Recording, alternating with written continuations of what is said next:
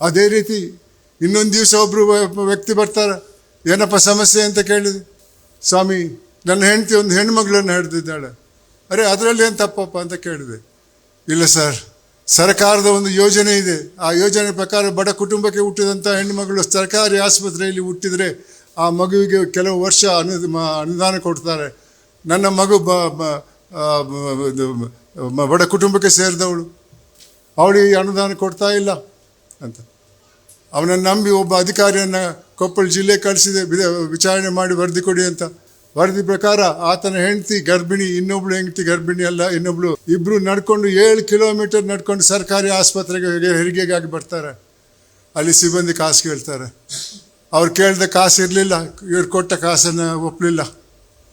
ಆವಾಗ ವಿಧಿ ಇಲ್ಲದೆ ಜೊತೆ ಬಂದವಳನ್ನು ಊರಿಗೆ ಕಳಿಸ್ತಾರೆ. ನಡ್ಕೊಂಡು ಊರಿಗೆ ಹೋಗಬೇಕು, ಮತ್ತೆ ವಾಪಸ್ ಬರಬೇಕು ಹಣ ಪಟ್ಟಿ ತಗೊಂಡು.